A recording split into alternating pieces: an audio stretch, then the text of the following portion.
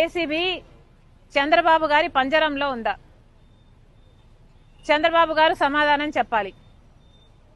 ఏసీపీకి ఈ డీల్ గురించి, మన రాష్ట్రంలో జరిగిన అవినీతి గురించి, ఈ కరప్షన్ గురించి ఇన్వెస్టిగేట్ చేసే అధికారం ఉందా, లేకపోతే చంద్రబాబు గారి పంజరంలో చిక్కుకొని ఉందా?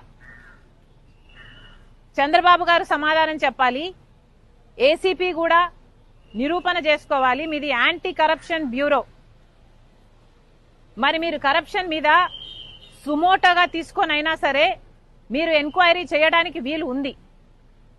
కానీ ఇంతవరకు కూడా ఏ ఒక్క సంస్థ అయినా ఎంక్వైరీ చేస్తాము అని అంటం లేదు. చంద్రబాబు గారైతే ఇక దాని గురించి మాట్లాడడం కూడా మానేశారు. మరి ఇప్పుడు చంద్రబాబు గారు సమాధానం చెప్పాలి.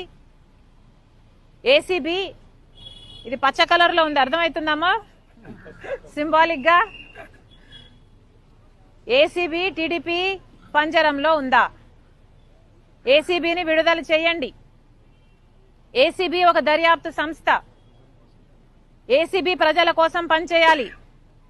ప్రజల కోసం పనిచేసే ఏసీపీని తన పని చేయనిస్తే, ఈ డీలుకున్న మరకని, ఈ డీల్లో ఉన్న కరప్షన్ ని బయట పెడితే డీల్ క్యాన్సిల్ అవుతుంది. డీల్ క్యాన్సిల్ అవ్వకపోతే 25 సంవత్సరాల పాటు అధిక ధరలు, కరెంటు బిల్లుల రూపంలో ఆంధ్ర రాష్ట్ర ప్రజలు ఎక్కువ ధర చెల్లించాల్సి ఉంటుంది. ఇప్పటికే చంద్రబాబు గారు ముఖ్యమంత్రి అయ్యారు, 6 నెలలు అయింది. ఈ 6 నెలల్లోనే చంద్రబాబు గారు ఈ నెల నుంచి ఎలక్ట్రిసిటీ ఛార్జీలు పెంచారు. ఇప్పటికే ప్రతి ఇంటి మీద 30% ఎలక్ట్రిసిటీ ఛార్జీలు అదనంగా కట్టాల్సి ఉంటుంది. ఈ భారం ఏం సరిపోదు అన్నట్టు మళ్ళీ ఈ కొత్త డీల్, అదానీ డీల్లో మళ్ళీ ఈ భారం మళ్ళీ ప్రజల మీదనే పడబోతుంది. దాదాపు 1,50,000 కోట్ల రూపాయలు ఆంధ్ర రాష్ట్ర ప్రజల నెత్తిన మీద మోపబోతున్నారా?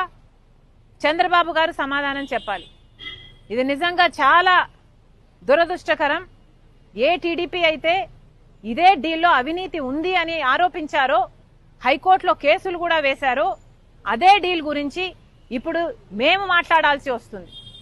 అన్యాయం జరిగిందని, అక్రమం జరిగిందని, కరప్షన్ జరిగిందని, అవినీతి జరిగిందని మీకు తెలిసి కూడా ఇప్పుడు ఏదీ చేయటం లేదు అంటే కేవలం మీ రాజకీయ ప్రయోజనాల కోసమే కదా. జగన్మోహన్ రెడ్డి గారు ఆర్థిక ప్రయోజనాల కోసం ఈ తప్పుడు డీల్ మీద సంతకం పెడితే, చంద్రబాబు గారు ఆయన రాజకీయ ప్రయోజనాల కోసం ఈ తప్పుడు డీల్ ను సమర్థిస్తున్నారు. మరి ఇద్దరికీ తేడా ఏమిటి? జనాలు ఎంతో కసిగా ఓట్లేసి ప్రభుత్వం మార్చాలి అని 9 గంటల వరకు, 10 గంటల వరకు లైన్లలో నిలబడి ఓట్లేసి మరీ చంద్రబాబు గారిని అధికారంలోకి తీసుకొచ్చారు. మర్చిపోరాదని గుర్తు చేస్తున్నాం.